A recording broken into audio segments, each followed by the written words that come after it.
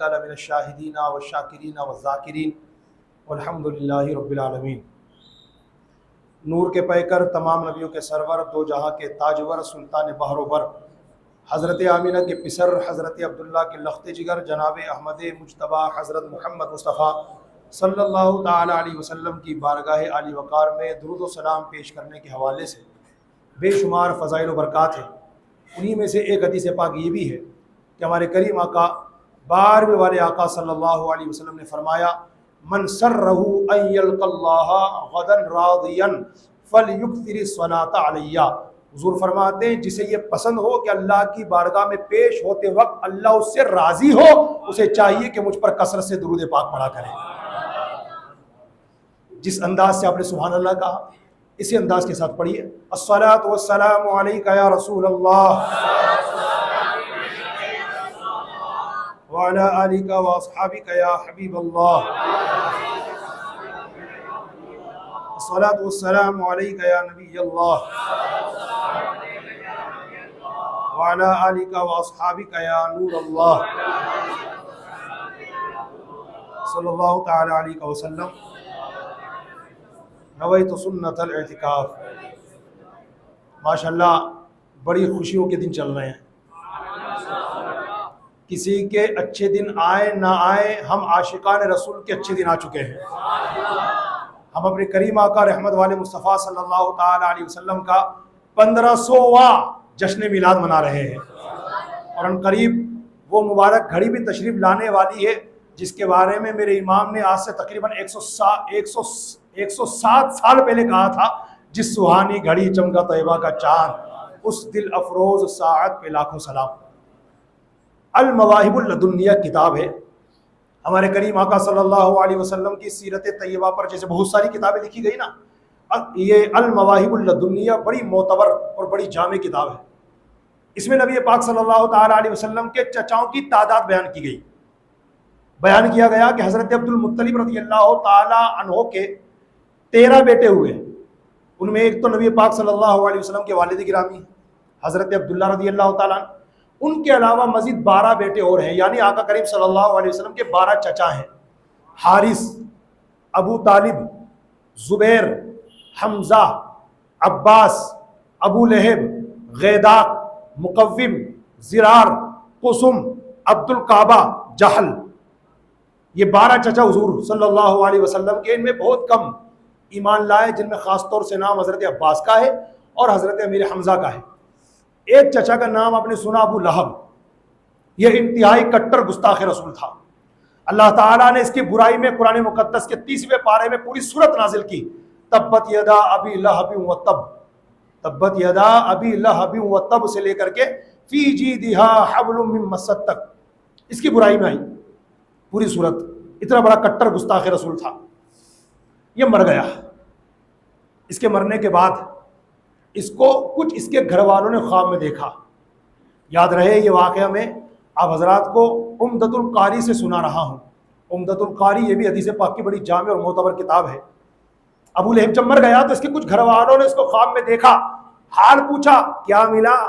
ابو لہب نے جواب دیا، جب سے تم سے جدا ہوا ہوں کوئی خیر اور بھلائی نصیب نہیں ہوئی مگر پیر کے دن، مگر پیر کے دن۔ وہ کہنے لگا جب پیر کا دن آتا ہے تو دیکھو میری انگلی، انگوٹھا دکھایا یا انگلی دکھائی، اور کہنے لگا کہ اس انگلی میں دیکھو ایک سوراخ ہے، جب پیر کا دن آتا ہے تو اسی سوراخ سے مجھے کچھ پینے کے لیے پانی دیا جاتا ہے، میں وہ پی لیتا ہوں تو عذاب میں کمی آ جاتی ہے۔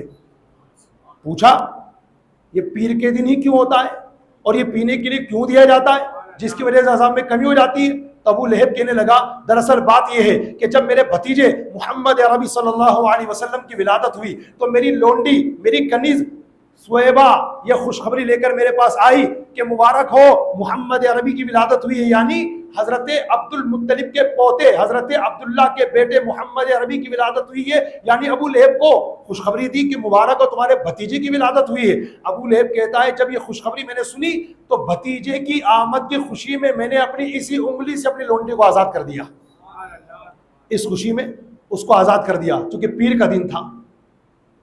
جب سے مرا ہوں مجھے کوئی بھلائی نصیب نہیں ہوئی، لیکن جب پیر کا دن آتا ہے تو میرے عذاب میں کمی کر دی جاتی ہے، اور عذاب میں کمی اس وجہ سے کی جاتی ہے کہ میں نے اپنے بھتیجے کی آمد کی خوشی میں اپنی اس انگلی سے اپنی کنیز اپنی لونڈی سویبہ کو آزاد کیا تھا، اس وجہ سے مجھے اسی انگلی سے پینے کے لیے کچھ دیا جاتا ہے، میں وہ پی لیتا ہوں، عذاب میں کمی ہو جاتی ہے۔ اب آپ پتہ کی بات سنیے، مدارج النبوہ میں حضرت شیخ عبد الحق محدث دہلوی رحمۃ اللہ علیہ فرماتے ہیں، حضرت شیخ عبد المحدث دہلوی رحمۃ اللہ علیہ کون ہے؟ میں ان کے بارے میں ان کا لمبا چوڑا انٹروڈکشن بیان نہیں کروں گا، صرف اتنا کہنا چاہوں گا کہ میلاد منانے والے بھی ان کو مانتے ہیں، اور جو میلاد نہیں مناتے بلکہ منانے سے روکتے ہیں وہ بھی ان کو مانتے ہیں۔ ہاں، حضرت شیخ عبد الحق محدث دہلوی رحمۃ اللہ علیہ متفق علیہ شخصیت ہے، یعنی سبھی ان کو مانتے ہیں۔ یہ تو ہمارا مقدر ہے کہ ہم شیخ صاحب کو ماننے کے ساتھ ساتھ شیخ صاحب کی بھی مانتے ہیں، اور وہ ان کی بدنصیبی ہے، وہ خالی شیخ صاحب کو ماننے کا دعویٰ کرتے ہیں مگر ان کی نہیں مانتے، ورنہ ان کی مانتے تو یہ بات مانتے۔ حضرت شیخ عبد الحق محدث دہلوی رحمۃ اللہ تعالی علیہ یہ ابو لہب والے واقعے کے بعد ارشاد فرماتے، مدارج النبوہ میں لکھتے ہیں کہ اس واقعے میں میلاد منانے والوں کے لیے بڑی دلیل ہے۔ شیخ صاحب فرماتے اس واقعے میں میلاد منانے والوں کے لیے بڑی دلیل ہے۔ کیسے؟ آگے فرماتے دیکھو، وہ ابو لہب جو پکا کافر تھا، کٹر دشمن رسول تھا، کٹر گستاخ رسول تھا، اس نے پیارے محبوب صلی اللہ علیہ وسلم کی ولادت پر خوشی منائی۔ کیا سمجھ کر؟ بھتیجا سمجھ کر کہ میرا بھتیجا آیا، اس لیے خوشی منائی۔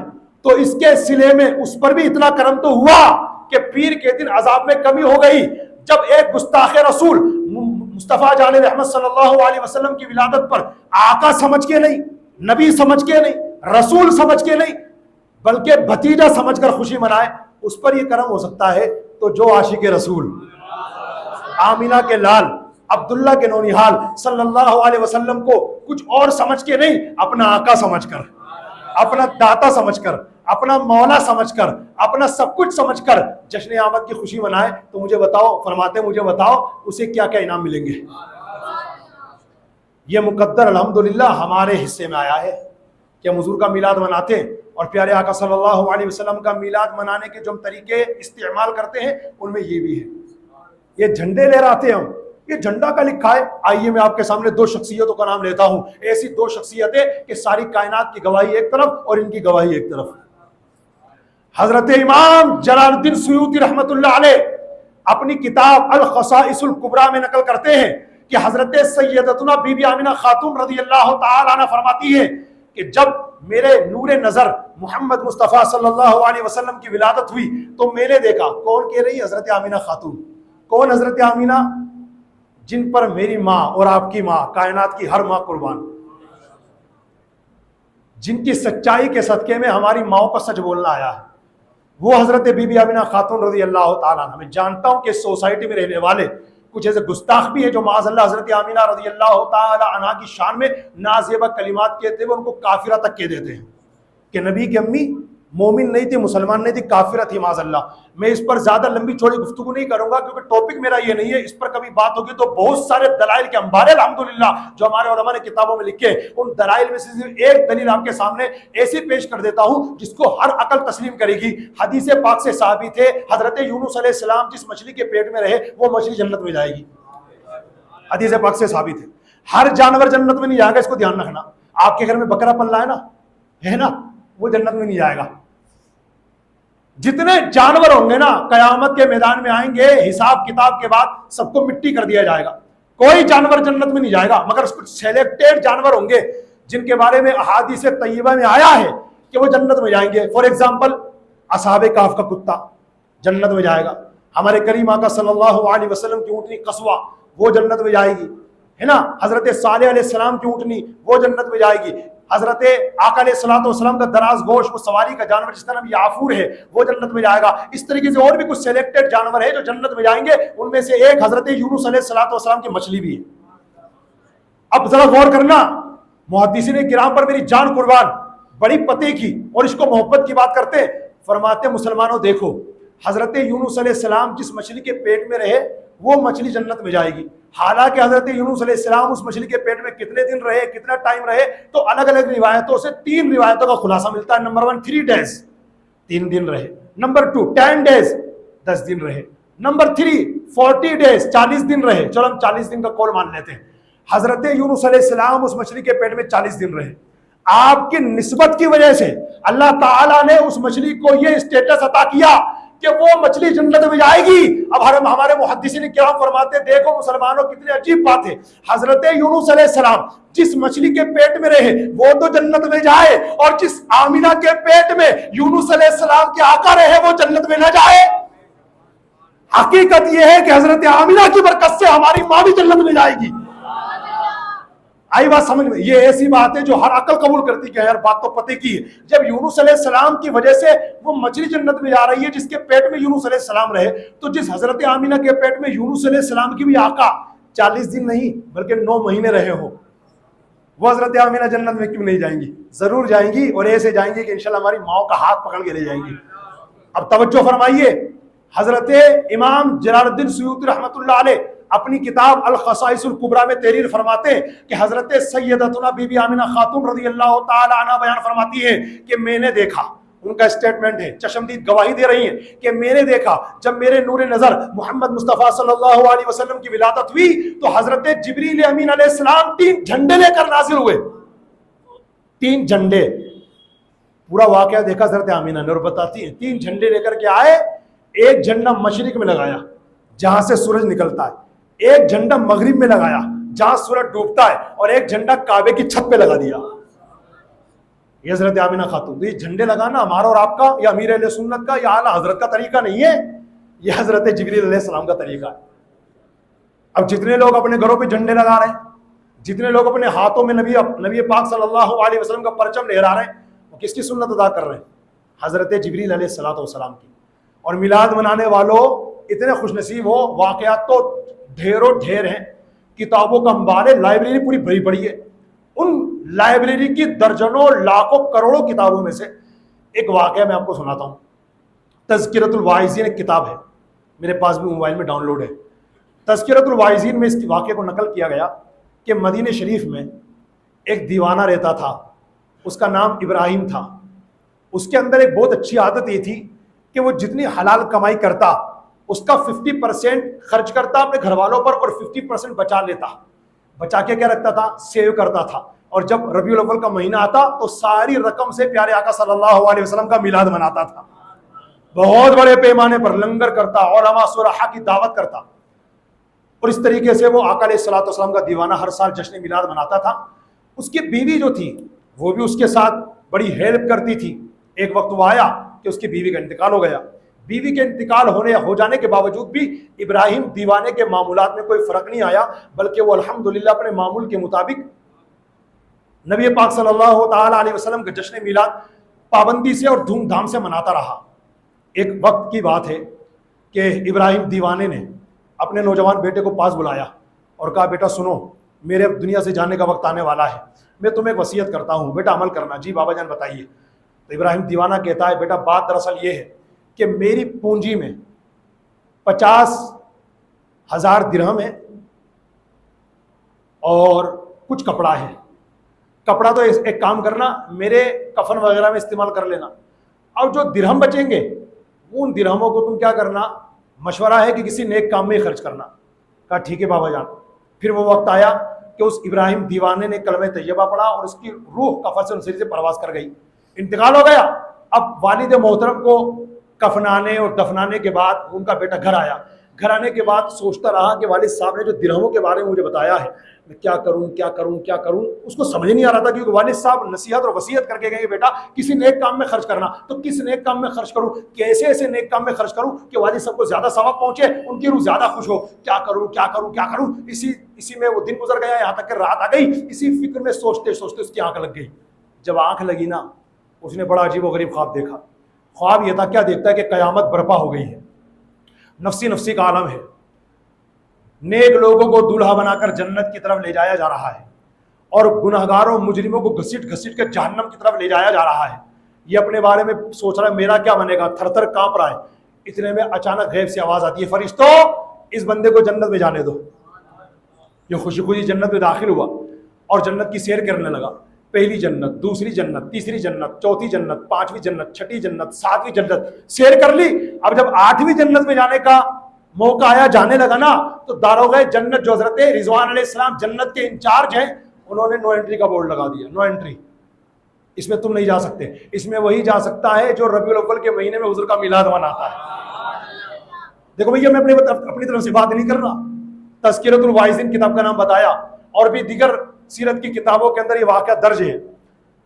تو حضرت رضوان علیہ, اچھا خواب کا واقعہ ہے ویسے تو, اور بھی اس کے علاوہ کئی واقعات ہیں, مگر سنو خواب کو ہلکا پھلکا مت لیا کرو. ہمارے علماء فرماتے ہیں خواب نبوت کا 56واں حصہ ہے. خواب کی ایک الگ دنیا ہے. آپ نے جو رات کو خواب دیکھا تو کیا اس کو ایسے نظر انداز کر دو گے؟ اس کی بھی اپنی اہمیت ہے. ہاں, کسی نے خواب دیکھا کہ شیر اس پہ حملہ کر رہا ہے, اس کو ایسے رفع دفع کر دو گے کیا؟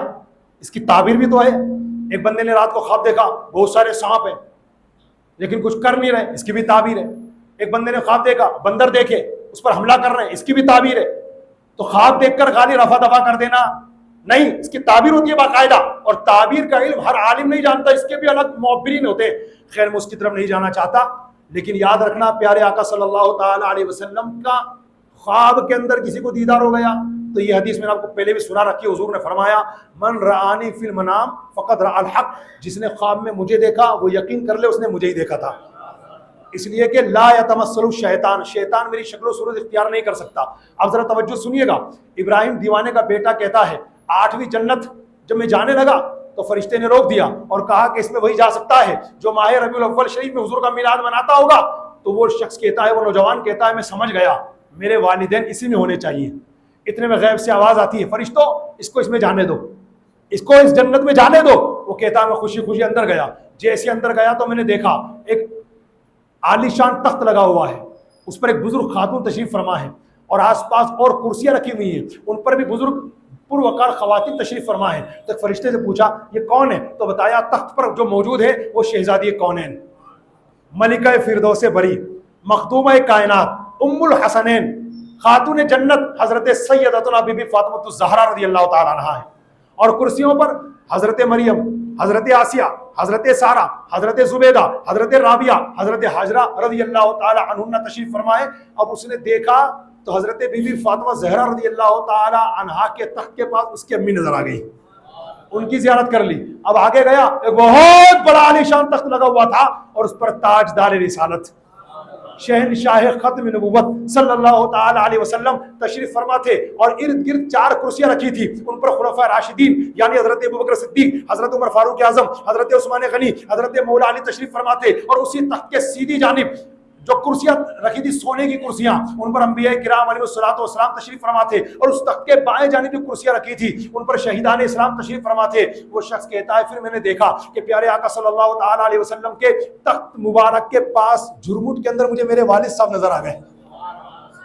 والد صاحب نے مجھے دیکھا, میں نے والد صاحب کو دیکھا, ہم دونوں جلدی سے قریب گئے, دونوں نے معانقہ کیا اور میں نے پوچھا ابا جان یہ مرتبہ آپ کو کیسے حاصل ہوا؟ کہا بیٹا پتہ نہیں ہر سال نبی کا میلاد مناتا تھا, یا اللہ نے اسی کا صدقہ مجھے عطا کیا. خیر اس کی آنکھ کھل گئی.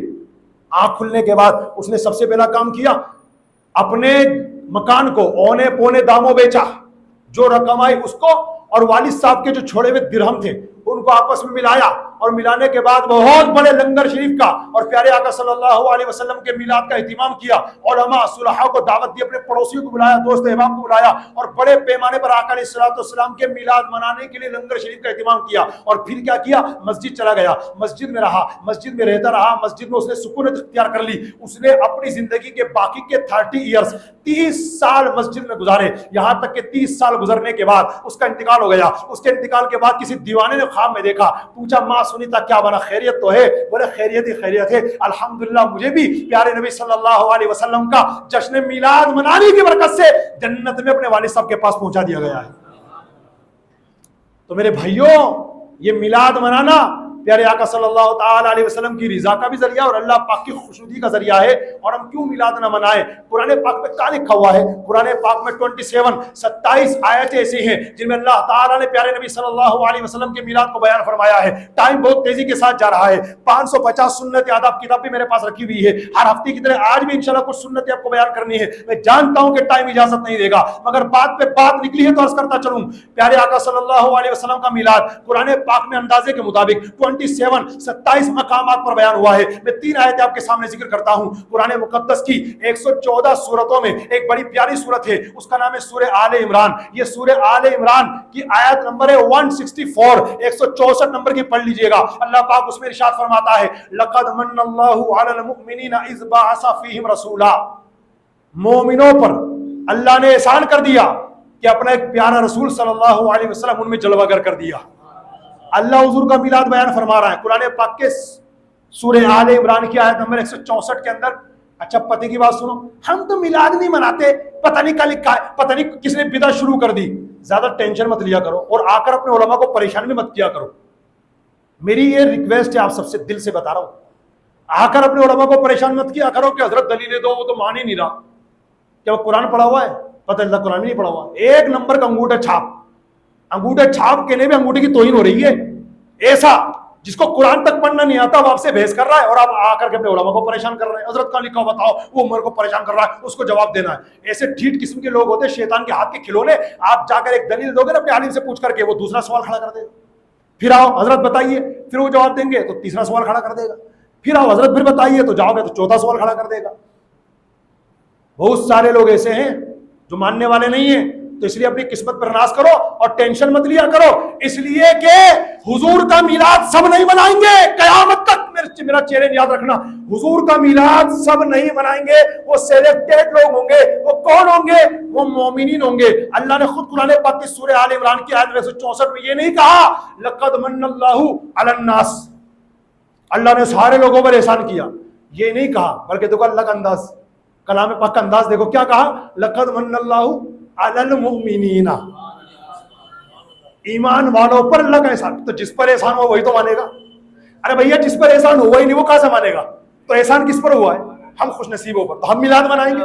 تو جو نہیں منا رہا ٹینشن مت لیا کرو. دوسری آیت سنی, اللہ تبارک و تعالیٰ قرآن پاک کے 11ویں پارے کی سورہ یونس کی آیت نمبر 58 میں ارشاد فرماتا ہے قل بفضل اللہ وبرحمتہ فبذلک فلیفرحوا. محبوب تم فرما دو اے لوگو اللہ کے فضل اور اس کی رحمت پر خوشی مناؤ. اللہ کا فرمان ہے, اللہ کے فضل اور اس کی رحمت پر خوشی مناؤ. اب انداز لگے اللہ نے کیا استعمال فرمایا, انداز دیکھو کلام پاک کا. قل بفضل اللہ وبرحمتہ, اللہ کے فضل اور اس کی رحمت ملنے پر لوگوں کو چاہیے خوشی منائیں. اب ذرا مجھے سوال کا جواب دیجئے, جب اللہ کی رحمت ملے تو خوشی منائیں گے اور رحمت للعالمین ملے تو ہے نا ماشاء. قرآن پاک کا 17واں پارہ سورہ انبیاء آیت نمبر 107 کے اندر اللہ نے یہ تو فرمایا ہے وما ارسلناک الا رحمتا للعالمین. تو جب رحمت ملے تو ہم خوشی مناتے ہیں, رحمت للعالمین ملے تو کیا خوشی نہیں منائیں گے؟ تیسری آیت سنو, اللہ پاک قرآن پاک کے آخری مطلب 30ویں پارے کی سورۃ الضحیٰ کی 12ویں اور 12ویں منانے والوں ہیں گے یہاں پر 12ویں منانے والے ہے نا. اللہ پاک قرآن پاک کے 30ویں پارے کی سورۃ الضحیٰ کی 12ویں آیت میں ارشاد فرماتا ہے وَأَمَّا بِنِعْمَةِ رَبِّكَ فَحَدِّثْ, اپنے رب کی نعمت کا خوب چرچا کرو. یہ نہیں کہا اپنے رب کی نعمت کا چرچا کرو, نہیں, فحدث, دال پہ تشدید ہے, فحدث, خوب چرچا کرو, خوب چرچا کرو. واہ میرے اللہ, ہم تیری رحمت پہ قربان.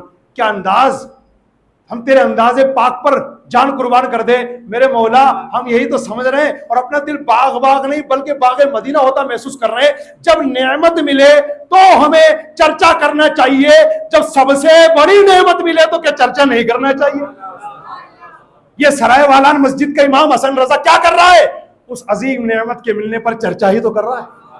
الحمدللہ. میں تو اتنا جانتا ہوں اعلیٰ حضرت کی زبان میں پیش حق مزدہ شفاعت کا سناتے جائیں گے, آپ روتے جائیں گے, ہم کو ہنساتے جائیں گے. وسعتیں دی ہیں خدا نے دامن محبوب کو, جرم کھلتے جائیں گے اور وہ چھپاتے جائیں گے. حشر تک ڈالیں گے ہم پیدائش مولا کی دھوم, مثل فارس نجد کے قلعے گراتے جائیں گے اور خاک ہو جائیں عدو جل کر مگر ہم تو رضا, دم میں جب تک دم ہے ذکر ان کا سناتے جائیں گے. اب یہ کب تک مناؤ گے رے؟ ارے کب تک مناؤ گے جشن میلاد؟ اب تو بند کر دو. کب تک مناؤ گے؟ میرے مرشد کہتے ہیں جب تلک یہ چاند تارے جھل ملاتے جائیں گے تب تلک جشن ولادت ہم مناتے جائیں گے. سرکار کی آمد, حضور کی آمد, سرور کی آمد, ذیشا کی آمد, اس نور کی آمد, آقا کی ولادت. صحابہ کرام نے میلاد منایا تھوڑی ہے, جو ہیں چلو چلو ہم بھی منائیں گے, صحابہ کرام نے منایا تو بتاؤ, صحابہ کرام نے منایا تو ہم بھی منائیں گے. منایا ہے کیا؟ منایا ہے. جاہل آدمی منایا ہے, درجنوں بہت ساری ہے, لیکن ٹائم دیکھ, اجازت نہیں دیکھنا ٹائم. اس لیے ایک دلیل کہاں سے لا رہا ہوں؟ سیاہ ستہ, حدیث کی تمام کتابوں میں 6 کتابیں سب سے ٹاپ کلاس کی, اور ان 6 کتابوں میں پہلے اور دوسرے نمبر پر بخاری مسلم کا نام آتا. میں صحیح مسلم کی حدیث سناتا ہوں. نبی پاک صلی اللہ تعالیٰ علیہ وسلم ایک بار مسجد میں تشریف لائے, صحابہ کرام حلقہ بنائے بیٹھے تھے اور گفتگو کر رہے تھے. میرے آقا علیہ الصلوۃ والسلام تشریف لائے, پوچھا ما اجلسکم, میرے صحابہ یہاں کیوں بیٹھے ہو, کس چیز نے تم کو بٹھایا, کیا کر رہے ہو؟ تو عرض کرتے ہیں یا رسول اللہ ندعو اللہ ونحمدہ علی ما ہدانا لدینہ ومن علینا بکا.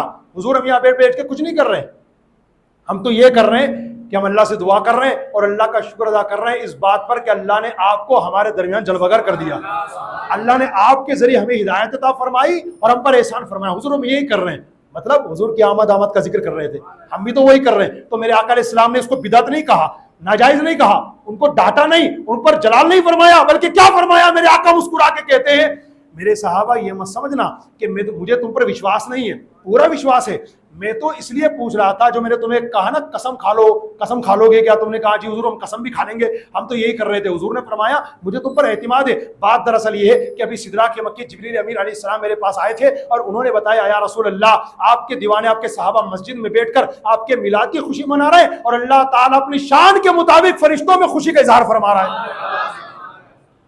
صحیح مسلم, کیا صحیح مسلم, ایک جملہ میں کہتا ہوں اگر یہ لوگ سمجھ کر صحیح مسلم پڑھ لینا تو صحیح مسلم بن جائیں, مگر جب اللہ دین لیتا ہے تو عقلیں چھین لیتا ہے. اچھا اگر مان لیا جائے, ویسے تو میں نے بہت ساری دلیل تو بہت ساری ہے, لیکن ایک صحیح مسلم کی بات ہی پیش کر دی تو پتھر کی لکیر ہو گئی نا, سیاہ ستہ. لیکن پھر بھی اگر 1% مان لیا جائے شیطان کے کہنے کے مطابق کہ بھائی صحابہ کرام نے میلاد نہیں منایا تو تم کیوں میلاد مناتے ہو, کہ تم ان سے بڑے عاشق رسول ہو, تو میں پوچھتا ہوں امام بخاری کو مانتے ہو؟ ہاں مانتے ہیں. امام بخاری کا طریقہ باقاعدہ کتابوں میں درج ہے کہ جب آپ بخاری شریف کی حدیثیں تیار کر رہے تھے نا لکھنے کے لیے, تو ایک حدیث کو لکھنے سے پہلے جاتے غسل کرتے, 2 رکعت نماز پڑھتے, پھر آ کر حدیث لکھتے. وہ کمپلیٹ ہو جاتی, پھر جاتے غسل کرتے, 2 رکعت نماز پڑھتے, پھر آتے اور حدیث لکھتے. پھر جاتے غسل کرتے, 2 رکعت نماز پڑھتے, پھر آتے اور حدیث لکھتے. پھر جاتے غسل کرتے, 2 رکعت نماز پڑھتے, پھر آ کے آگے کی حدیث لکھتے. اتنا ادب کیا ہے حضرت امام بخاری نے. مجھے بتا دو کسی صحابی نے کیا ہوتا؟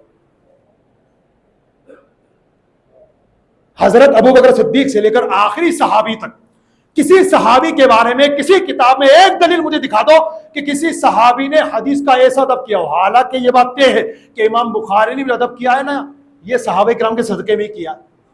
لیکن ایسی مثال صحابہ کرام میں کبھی ملتی ہے کیا کہ کوئی صحابی پہلے حدیث بیان کرنے سے پہلے جاتے ہو, غسل کرتے ہو, 2 رکعت نماز پڑھتے ہو, پھر آ کے حدیث بیان کرتے ہو؟ نہیں. تو امام بخاری نے کیا, تو کیا فتویٰ لگاؤ گے امام بخاری پہ فتویٰ لگاؤ گے کہ صحابہ کرام نے کیوں نہیں کیا, تو انہوں نے کیوں کیا, یہ کیا بڑے عاشق رسول ہیں کیا؟ لیکن آج تک دیکھو بخاری بخاری بخاری بہت کرتے ہیں لوگ. حضرت امام مالک کا نام سنا ہے؟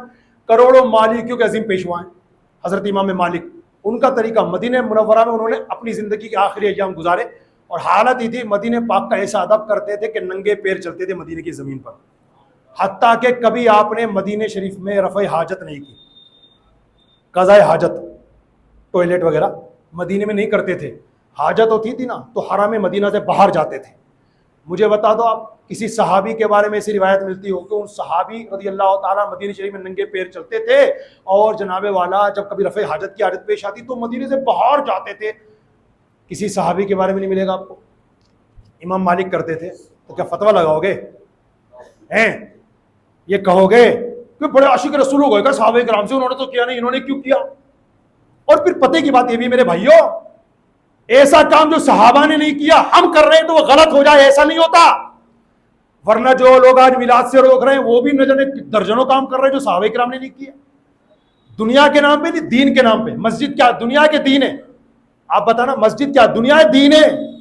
دین ہے نا, جس میں کھڑے ہو کر میں آپ کے بیان کر رہا ہوں, ابھی نماز پڑھاؤں گا. یہ محراب ہر مسجد میں ملے گی, یہاں تک کہ جو میلاد سے چڑھتے اور میلاد سے روکتے ہیں ان کی مسجد میں جاؤ دیکھو باقاعدہ محراب بنی ہوئی ہے. مجھے آپ بتا دو, چیلنج ہے میرا, کس صحابی نے بنوائی تھی؟ صحابہ کرام کے دور میں یہ محراب نہیں تھی, دھیان رکھنا, پوری دعوے سے کہہ رہا ہوں. کتابوں کے حوالے میرے پاس. کس نے بنائی تھی؟ صدیوں گزرنے کے بعد حضرت عمر بن عبدالعزیز رضی اللہ تعالیٰ عنہ جو صحابی نہیں ہیں، انہوں نے اپنے زمانے میں سب سے پہلے مسجدوں میں محراب بنوائی.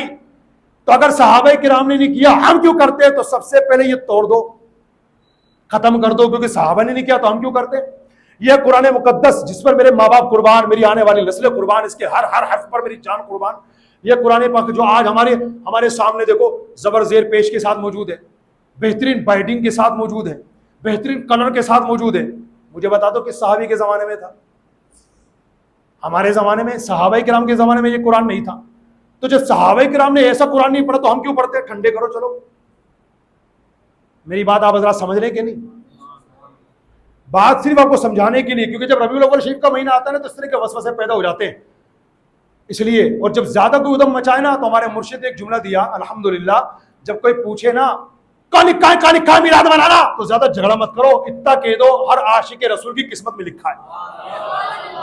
میلاد منانا کا لکھا ہے؟ ہر عاشق رسول کی قسمت میں لکھا ہے. ماشاءاللہ باتیں بہت ساری ہیں اور ٹائم اوور ہو رہا ہے. اسلام میں تو 2 عیدیں خالی، اس کو کیا کہتے ہو؟ عید میلاد النبی. کہاں لکھا ہے عید میلاد النبی؟ بتاؤ مجھے. اسلام میں تو خالی 2 ہی عید ہیں. سفید جھوٹ سنا ہے آپ نے؟ سفید جھوٹ وہی ہے.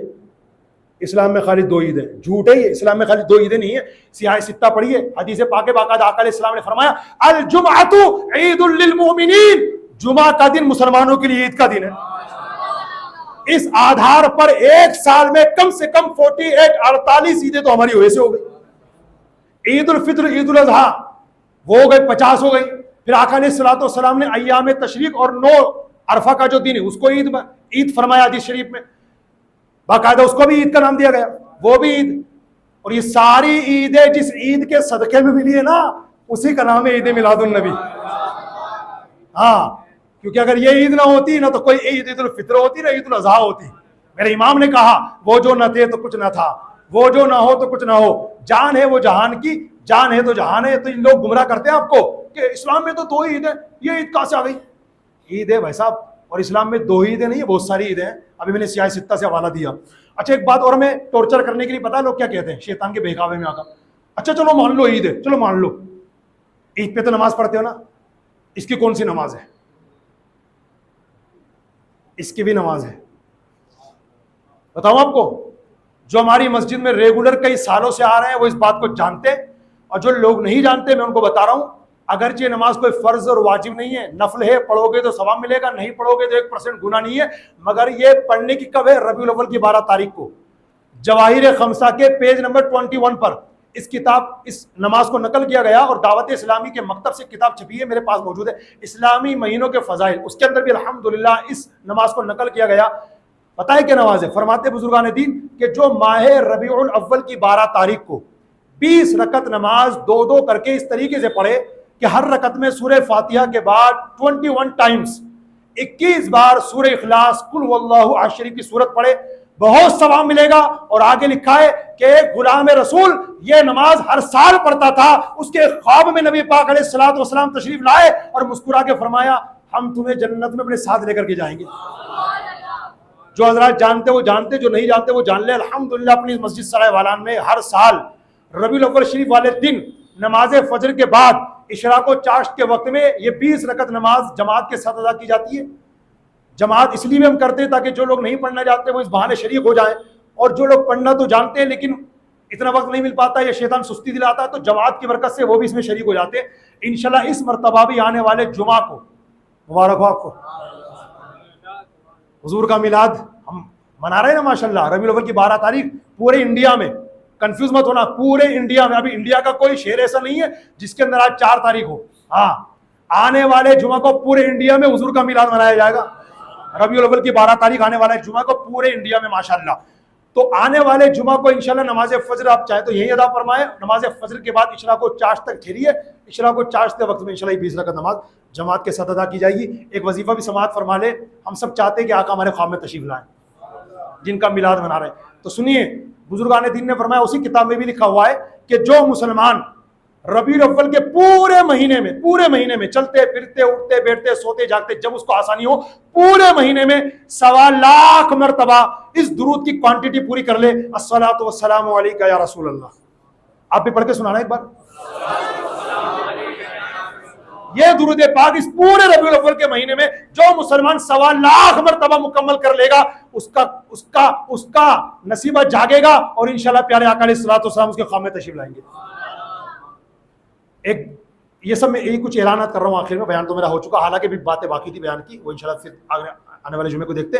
एक ऐलान और समात फरमा लें, रबीउल अव्वल की 12 तारीख आने वाले जुमे को तमाम इस्लामी भाई से मेरी रिक्वेस्ट है, हुजूर सल्लल्लाहु अलैहि वसल्लम के मुबारक बारगाह में तोहफा पेश करने के लिए उस दिन का रोज़ा रखिएगा।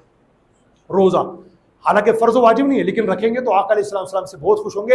हज़रत अबू कतादा या हज़रत कतादा रज़ियल्लाहु ताला अन्हु से रिवायत है, आका अलैहिस्सलाम हर पीर का रोज़ा रखते। तो सहाबा किराम ने पूछा क्यों रखते, तो फरमाया इसी दिन मेरी विलादत हुई थी और इसी दिन मुझ पर सबसे पहले वही नाजिल हुई थी, तो इसलिए आका अलैहिस्सलाम उस दिन का रोज़ा रखते। हमें भी चाहिए अपने आका करीम सल्लल्लाहु अलैहि वसल्लम सुन्नत अदा करते हुए कम से कम हुजूर का जो मिलाद का दिन है, मतलब 12 रबीउल अव्वल, इंशाअल्लाह तबारक व तआला उस दिन ज़रूर रोज़ा रखें और अपने घर वालों को भी इसकी दावत दें। अल्लाह तबारक व तआला हम सबको कहने सुनने से ज़्यादा अमल की तौफीक